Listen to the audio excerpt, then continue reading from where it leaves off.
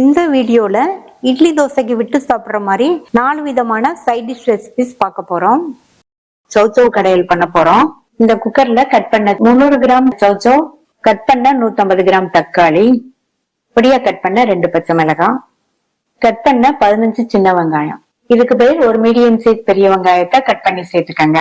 1 teaspoon தனி மிளகாத்தூள், தேவையான அளவு உப்பு, கொஞ்சமா மட்டும் தண்ணி சேர்த்துக்கலாம். 1/4 கப் சேர்த்திருக்கேன். நல்லா மிக்ஸ் பண்ணி விட்டாச்சு. இதுல நீங்க பச்சை மிளகாய்க்கு பதில் தனி மிளகாத்தூள் மட்டுமே எக்ஸ்ட்ரா சேர்க்கறதுனாலும் சேர்த்துக்கலாம். மூடி போட்டாச்சு. ஸ்டீம் வந்ததுக்கு அப்புறமா வெயிட் போட்டு மீடியம் ஃபிளேம்ல 4ல இருந்து 5 விசில் வேக வச்சுக்கலாம்.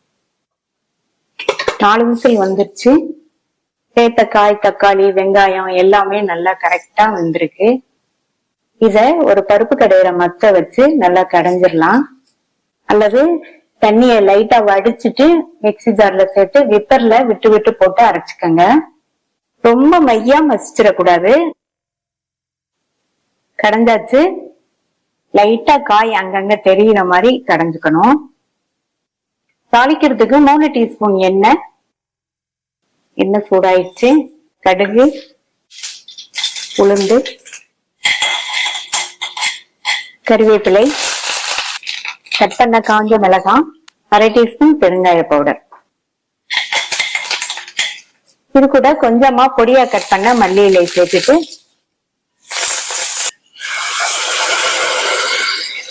இன்னும் கொஞ்சம் தண்ணி சேர்க்கிறேன். உப்பு செக் பண்ணிட்டு சேர்த்துக்கலாம். மிக்ஸ் பண்ணி விட்டாச்சு. இது ஒரு 2ல இருந்து 3 நிமிஷத்துக்கு கொதிக்கட்டும். 3 நிமிஷமா கொதிச்சிருச்சு. ஸ்டவ் ஆஃப் பண்ணிடலாம். நல்ல சூப்பரா டேஸ்டான சௌச்சௌ கடையல் ரெடி ஆயிடுச்சு.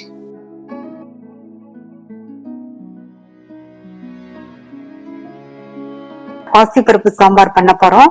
இந்த குக்கர்ல 1/2 கப் பாசிப்பருப்பை சேர்த்து 2 தடவை வாஷ் பண்ணிட்டு பருப்பு முங்குற அளவுக்கு தண்ணி சேர்த்து இத 10 நிமிஷம் ஊற வச்சிடலாம்.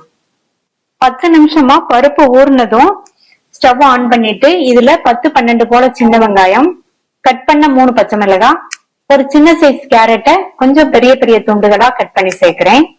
1/2 கப் அளவுக்கு கட் பண்ண பரங்கிக்காய். பரங்கிக்காய கொஞ்சம் பெருசாவே கட் பண்ணிக்கங்க. இது கூட 3 பல் பூண்டு, 1/4 டீஸ்பூன் சீரகம், 2 பெரிய தக்காளிய கட் பண்ணி சேர்த்துக்கலாம். இந்த சாம்பாருக்கு புளி சேர்க்க போறது இல்ல, தக்காளியோட புளிப்பு தான். அதனால உங்க டேஸ்டுக்கு தகுந்தபடி நீங்க தக்காளிய சேர்த்துக்கங்க. 1/4 டீஸ்பூன்ல பாதி மஞ்சள் தூள், 1 டீஸ்பூன் சாம்பார் தூள், 1 டீஸ்பூன் நல்லெண்ணெய் சேர்த்துட்டு, கேரட் சேர்க்காட்டியும் பரவாயில்ல, பரங்கிக்காய் கண்டிப்பா சேர்த்துக்கணும். அப்பதான் டேஸ்ட் ரொம்ப நல்லா இருக்கும். நல்லா மிக்ஸ் பண்ணி விட்டாச்சு. இதுல இன்னொரு 1/2 கப் தண்ணி, கொஞ்சமா கறிவேப்பிலை இலைகளும் கட் பண்ண கொத்தமல்லி இலைகளையும் சேர்த்து ஒரு தடவை கலந்து விட்டுட்டு மூடி வச்சிடலாம். ஸ்டீம் வந்ததுக்கு அப்புறமா வெயிட் போட்டு மீடியம் ஃபிளேம்ல 3 விசில் வரட்டும். 3 விசில் ஸ்டீம் எல்லாம் போயிடுச்சு. இப்ப இந்த கரண்டியோட பேக் சைட வச்சு லைட்டா மசிச்சு விட்டுக்கங்க. அடுத்து இதுல 1 கப் அளவுக்கு சூடான தண்ணி சேர்க்கணும். சூடான தண்ணி தான் சேர்க்கணும். நார்மல் வாட்டர் சேர்த்தீங்கன்னா சாம்பார் நீர்த்துட்டு இருக்கும். நல்லா மிக்ஸ் பண்ணி விட்டாச்சு. இன்னுமே திக்கா இருக்கு. இன்னும் கொஞ்சம் தண்ணி சேர்த்துக்கலாம். இன்னொரு 3/4 கப் தண்ணி சேர்க்கிறேன். இப்ப இந்த சாம்பாருக்கு தேவையான அளவு உப்பு சேர்த்துட்டு நல்லா மிக்ஸ் பண்ணி விட்டுட்டு ஸ்டவ் ஆன் பண்ணிடலாம். சாம்பார் 5 நிமிஷத்துக்கு கொதிக்கட்டும்.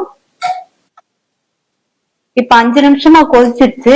இதுக்கு தாளிப்பு போடணும். இந்த பேன்ல 2 டேபிள் ஸ்பூன் எண்ணெய் சேர்த்துட்டு, எண்ணெய் சூடானதும் இதுல 10 போல மிளகு, 1/2 டீஸ்பூன் கடுகு, 1/2 டீஸ்பூன் உளுந்து, அடுத்து கறிவேப்பிலை, 2 கட் பண்ண காஞ்ச மிளகாய், 2 டேபிள் ஸ்பூன் அளவுக்கு பொடியா கட் பண்ண வெங்காயம். சேர்த்த வெங்காயத்தோட கலர்லாம் லைட்டா மாறி நல்ல ஒரு வாசனை வந்துட்டு இருக்கு. இந்த ஸ்டேஜ்ல 1/2 டீஸ்பூன் பெருங்காய பவுடர் சேர்க்கிறேன். பெருங்காய பவுடர் கொஞ்சம் அதிகமாவே சேர்த்துக்கங்க, நல்ல வாசனையா இருக்கும். இந்த தாளிப்பு சாம்பாருக்கு நல்ல ஒரு வாசனையும் சூப்பரான டேஸ்டும் கொடுக்கும். இந்த தாளிப்பை சாம்பார்ல சேர்த்துடலாம். நல்லா மிக்ஸ் பண்ணி விட்டாச்சு. 2 நிமிஷம் மட்டும் கொதிக்கட்டும். இப்ப 2 நிமிஷமா கொதிச்சிருச்சு. கடைசி அதுல கொத்தமல்லி இலைகள் சேர்த்துக்கலாம். கொத்தமல்லி இலைகள் அதிகமாவே சேர்த்துக்கங்க. நல்லா கம கமன் வாசனையா சூப்பரா இருக்கும். ஸ்டவ் ஆஃப் பண்ணியாச்சு. நல்ல கம கமன்னு சூப்பரான டேஸ்ட்ல பாசிப்பருப்பு சாம்பார் ரெடி ஆயிடுச்சு.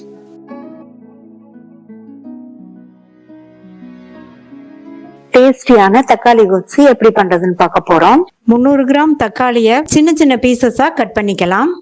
வாஷ் பண்ண 3 டேபிள் ஸ்பூன் பாசிப்பருப்பை இந்த குக்கர்ல சேர்த்துட்டு இது கூட 1/2 கப் தண்ணி, 2 சிட்டிகை மஞ்சள் தூள், மூடி போட்டாச்சு.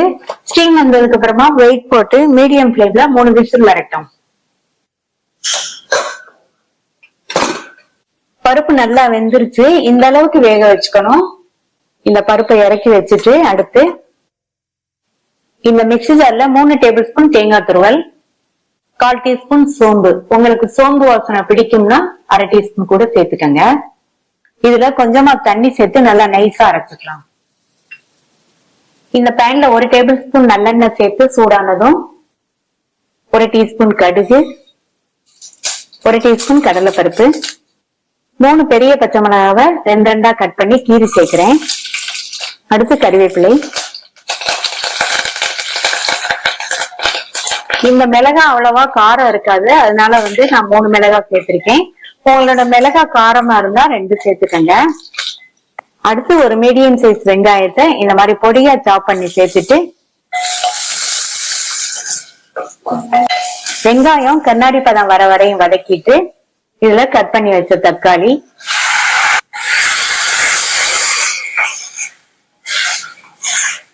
ரெண்டு பரட்டியாச்சு. இந்த கொத்துக்கு தேவையான அளவு உப்பு, 1/4 டீஸ்பூன் மஞ்சள் தூள், 1 டீஸ்பூன் தனி மிளகாய் தூள் வதக்கி விட்டுட்டு மூடி வச்சிருங்க. ஸ்டவ் மீடியம் ஃபிளேம்ல இருக்கட்டும். இந்த தக்காளி நல்லா வதங்கி வரணும். அந்த மாதிரி வதங்கி வர்றதுக்கு 6ல இருந்து 7 நிமிஷம் ஆகும். இடையில ஓபன் பண்ணி பார்த்து கலந்து விட்டுக்கணும். இதுக்கு நல்ல பழுத்த தக்காளியா வாங்கிட்டீங்கன்னா தான் நல்லா வதங்கி மசிஞ்சு வரும். இப்ப தக்காளி எல்லாம் நல்லா வதங்கி மசிஞ்சிருச்சு. இது கூட வேக வச்ச பாசி பருப்பு, அரைச்ச தேங்காய் சோம்பு விழுது நல்லா கலந்து விட்டுறலாம். அடுத்து இதுல 1 கப் தண்ணி மிக்ஸ் பண்ணி விட்டுட்டு மூடி வச்சிருங்க. மறுபடியும் ஒரு 5-6 நிமிஷத்துக்கு வெந்துட்டு இருக்கட்டும். நம்ம சேர்த்து அந்த தேங்காய் விழுதோட பச்சை வாசனையும் போயிடும். தேங்காய் விழுதோட பச்சை வாசனையும் போயிடுச்சு. நம்மளுடைய கொத்து ஆல்மோஸ்ட் ரெடி ஆயிடுச்சு. இது இந்த மாதிரி செமி திக்னஸ்ல இருந்தாதான் நல்லா இருக்கும். ரொம்ப லிக்யூடா இருக்கக்கூடாது. அடுத்து இதுல பொடியா கட் பண்ண கொத்தமல்லி இலைகள் ஸ்டவ் ஆஃப் பண்ணியாச்சு. சூப்பரா டேஸ்டான தக்காளி கொத்து ரெடி ஆயிடுச்சு.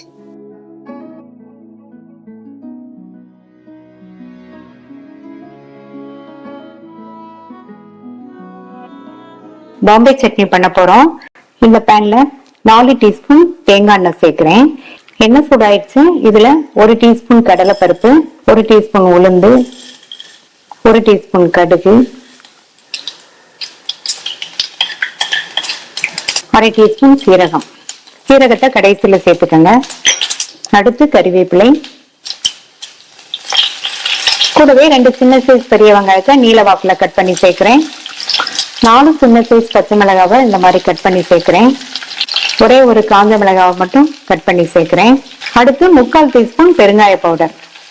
இந்த சட்னிக்கு பெருங்காய பவுடர் கூட கொஞ்சமே சேர்த்துக்கங்க, நல்ல ஒரு வாசனை கொடுக்கும். இந்த வெங்காயம் பச்சை மிளகாலாம் ஓரளவு வதங்கி வரட்டும். இப்ப ஓரளவு வெங்காயம் பச்சை மிளகாலாம் வதங்கிடுச்சு. இதுல 2 மீடியம் சைஸ் தக்காளியை கட் பண்ணி சேர்த்துட்டு கூடவே சட்னிக்கு தேவையான அளவு உப்பு சேர்க்கிறேன். இந்த மாதிரி உப்பு சேர்த்துட்டோம்னா தக்காளி எல்லாம் நல்லா வதங்கி வந்துடும். இப்ப நம்ம சேர்த்திருக்கிற தக்காளி எல்லாம் நல்லா வதங்கி வரட்டும். மூடி போட்டு மூடி வச்சிருங்க. தக்காளி எல்லாம் வதங்கினதுக்கு அப்புறம் பார்க்கலாம்.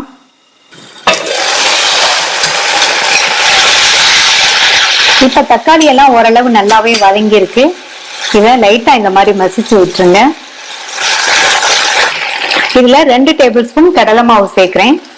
ஸ்டவ்வை தீயை நல்லா குறைச்சிட்டு கடலை மாவை சேர்த்துக்கங்க. கடலை மாவு சேர்த்துட்டு குறைஞ்ச தீயிலேயே வச்சு இதை நல்லா 2-3 நிமிஷத்துக்கு வதக்கி விட்டுக்கலாம். அப்பதான் நம்ம சேர்த்திருக்க கடலை மாவோட பச்சை வாசனை எல்லாம் போகும். அடுத்து இதுல தண்ணி சேர்க்கலாம்.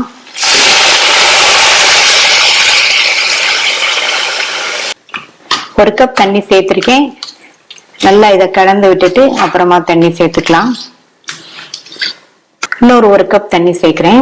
மொத்தம் நான் 1/2 லிட்டர் தண்ணி சேர்த்திருக்கேன். தண்ணி இதுக்கு கொஞ்சம் கூடவே சேர்த்துக்கணும். ஏன்னா கொதிச்சு வந்ததுக்கு அப்புறம் திக்காய் வரும். நல்லா கலந்து விட்டுட்டு இதுல 1/2 டீஸ்பூன் மஞ்சள் தூள் சேர்க்கிறேன்.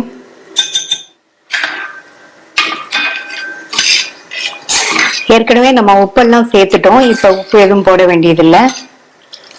இன்னொரு 1/4 கப் தண்ணி சேர்க்கிறேன்.